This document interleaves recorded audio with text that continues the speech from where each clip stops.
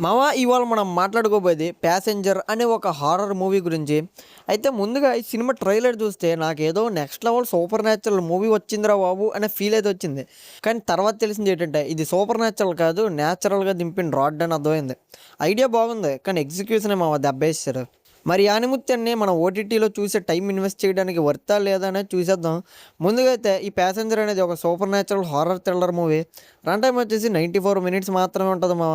Telugu dubbing అయితే లేదు, కేవలం ఇంగ్లీష్ మాత్రమే ఉంది. ఫ్యామిలీతో చూడకండి మామ, ఆర్ రేటెడ్ మూవీ ఇది. ప్రజెంట్ ఇదైతే ఓటీటీ వచ్చేసి డిజిటల్ రిలీజ్ అమెజాన్ ప్రైమ్ వీడియోలో రెంట్‌కి స్ట్రీమ్ అవుతుంది మామ. రెంట్‌కి చూసేంత కంటెంట్ అయితే ఇందులో లేదు మామ. అయితే స్ట్రైట్‌గా నా ఒపీనియన్ చెప్పాలంటే నాకు ఈ సినిమా అయితే కిక్ ఇవ్వలేదు. జస్ట్ యావరేజ్ అనిపించింది అంతే.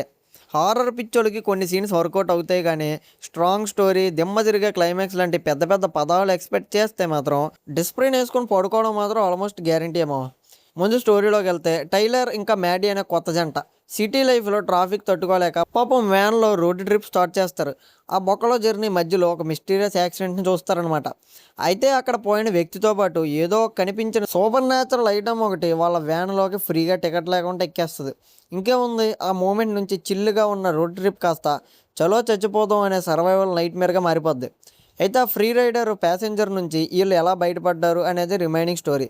సినిమాలో నాకు కొంచెం ఇంట్రెస్టింగ్ తెప్పించిన పాయింట్ ఏమైనా ఉందంటే ఓపెనింగ్ సీన్లో వచ్చిన 10 నిమిషాలు మాత్రమే మా స్టార్టింగ్లో డైరెక్టర్ ఆ అట్మాస్ఫియర్ బుల్ చేసిన విధానం, ఆ ఫస్ట్ వచ్చే జంప్ స్క్వేర్ ఎవరికైనా అబ్బో సినిమాలో ఏదో పెద్ద కంటెంటే ఉందిరా బాబు అని ఆటోమేటిక్గా స్టోరీలోకి లాగేస్తారు మామ. నైట్ టైం వచ్చే సినిమాటోగ్రఫీ సీన్లు కూడా మంచిగా సెట్ అయ్యాయి. చీకటి హైవేలు, ఖాళీ పార్కింగ్ లాట్స్, ఎవడో లేని ఆ ఖాళీగా ఉండే లొకేషన్లో చూస్తే జెన్యున్గా ఉచ్చపడే మూడ్ అయితే క్రియేట్ అయింది. లీడ్ యాక్టర్స్ జాకబ్ ఇంకా లోల్ బెల్ పెర్ఫార్మెన్స్ కూడా న్యాచురల్గా దింపేశారు. ఓవర్ యాక్టింగ్ చేసి మన పేషెంట్స్ని అయితే టెస్ట్ చేయకుండా క్యారెక్టర్స్ని బాగా డెలివరీ చేశారు మామ. కానీ సినిమా మాత్రం అక్కడే ఆపేసి ఉంటే చాలా బాగుండేది. బిగ్గెస్ట్ మైనస్ ఏమైనా ఉందంటే సినిమాలో స్క్రీన్ ప్లే మామ.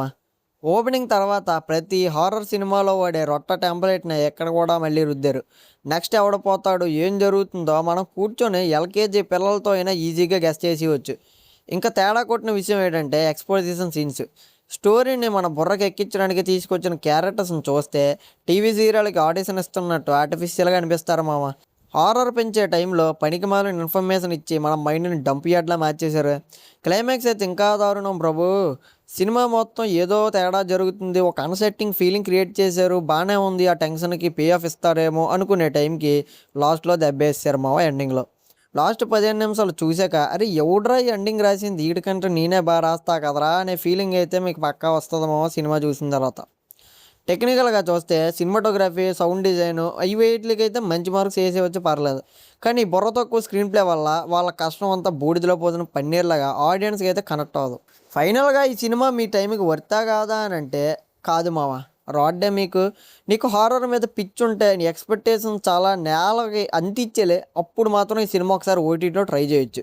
కానీ ఇదేదో అన్ఫర్గెటబుల్ హారర్ ఎక్స్పీరియన్స్ ఇస్తుంది, రాత్రికి రాత్రి నిద్ర పట్టక రాత్రి అంతా కళ్ళ వచ్చి భయపెట్టేస్తాయి అనుకుంటే మాత్రం ఈ ప్యాసింజర్ మిమ్మల్ని చెక్ చేస్తాడు మామ. సో ఈ మూవీకి నా రేటింగ్ 2.75 అవుట్ ఆఫ్ 5. సో ఈ సినిమా మీరు ముందే చూసుంటే ఆ ప్యాసింజర్ మీద మీ ఒపీనియన్ ఏంటో కామెంట్ చేసేయండి. వీడియో నచ్చితే లైక్ చేసి ఛానల్ సబ్స్క్రైబ్ చేయడం మర్చిపోకండి మామ. ఉంటా మరి.